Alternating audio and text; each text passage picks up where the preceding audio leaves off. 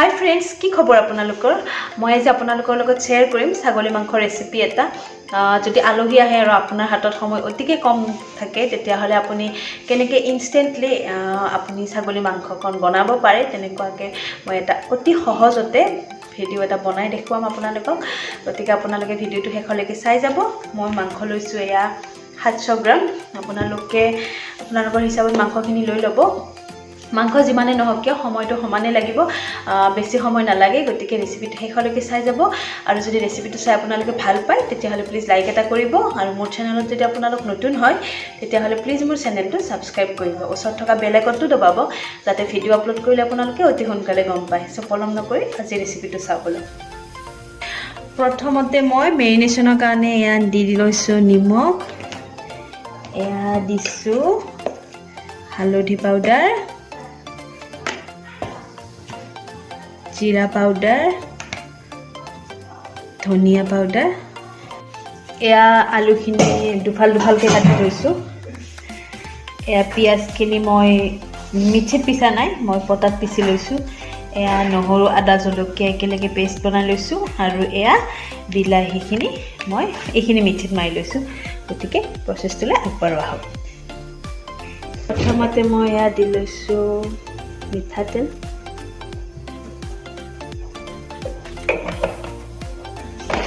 এয়া মই কাটি থোৱা আলুখিনি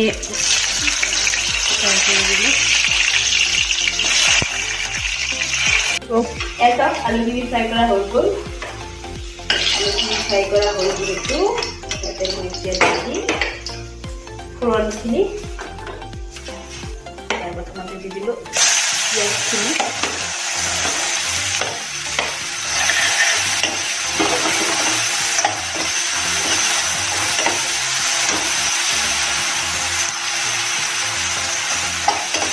পিঁয়াজখিনি 1 মিনিট সময়ৰ কাৰণে এনেকৈ ফ্ৰাই কৰি ল'ম। হাই ফ্লেমত কৰিব, যিহেতু খুব সোনকালে মাংসকণ বনাই হ'ব লাগে, সেইকাৰণে গোটেইখিনি কাম ইনষ্টেণ্টে কৰিম। এতিয়া দিলোঁ নহৰু, আদা, জলকীয়া পেষ্টখিনি,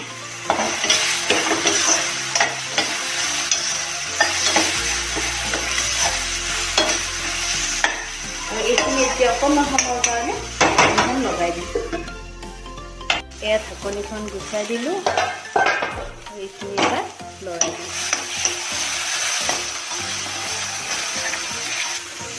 এতিয়া ইয়াতে মই দি দিম বিলাহীখিনি।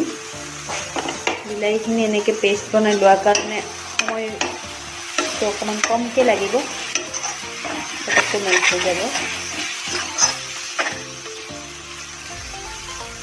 আৰু এইখিনি এতিয়া অকণমান সময়ৰ কাৰণে ঢাকনিখন মাৰি কেঁচা গোন্ধটো খাবলৈ দিম।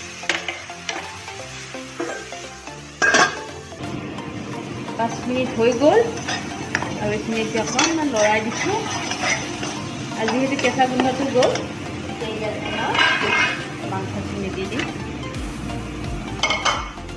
মাংসখিনি দি দিয়াৰ পিছত এতিয়া এইখিনি খুব ধুনীয়াকৈ মিক্স কৰিম।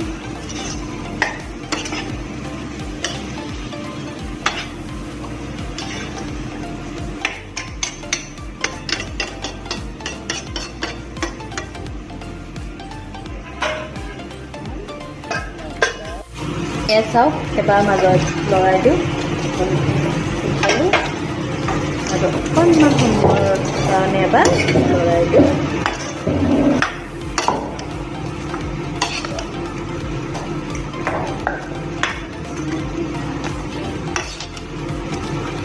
এয়া চাওক, ধুনীয়াকৈ পানী উঠি গ'ল।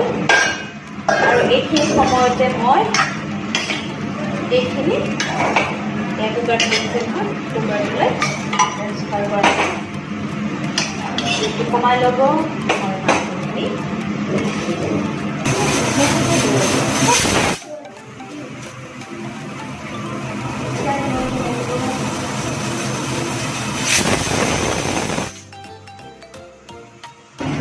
এয়া চাওক, কুকাৰটো একেবাৰে ঠাণ্ডা হৈ গ'ল। এতিয়া মই এইখিনি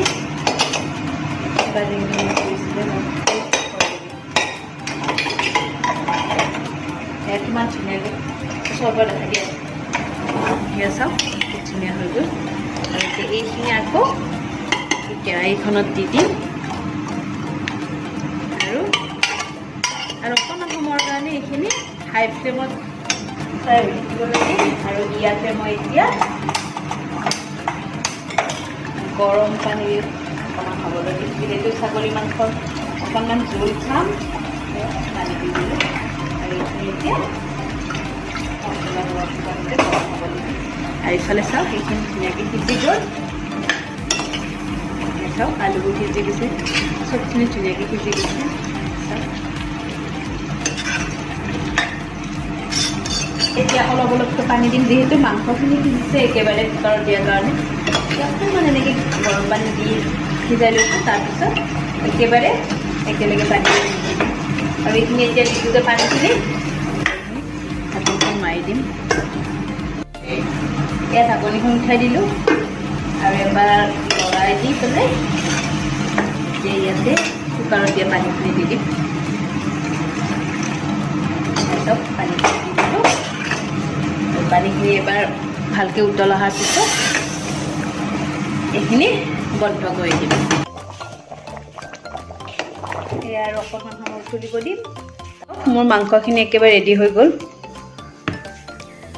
ধোৱা হৈ আছে বাৰু ফ্ৰেণ্ডছ মোৰ গোটেই মাংসখিনি বনাবলৈ 25 মিনিট সময় লাগিলে গতিকে এনেকৈ আপোনালোকে বনাই খাব আৰু আলহী আহিলে এনেকৈ ইনষ্টেণ্টলি বনাই খুৱাব পাৰে ফ্ৰেণ্ডছ আজি যদি মোৰ ভিডিঅ'টো চাই আপোনালোকে ভাল পালে তেতিয়াহ'লে প্লিজ লাইক কৰিব আৰু মোৰ চেনেলত যদি আপোনালোক নতুন হয় তেতিয়াহ'লে প্লিজ মোৰ চেনেলটো ছাবস্ক্ৰাইব কৰিব ওচৰত থকা বেল আইকনটো দবাব যাতে নেক্সট ভিডিঅ' দিলে আপোনালোকে অতি সোনকালে গম পায় চ' আজিলৈ আহিছোঁ বাই বাই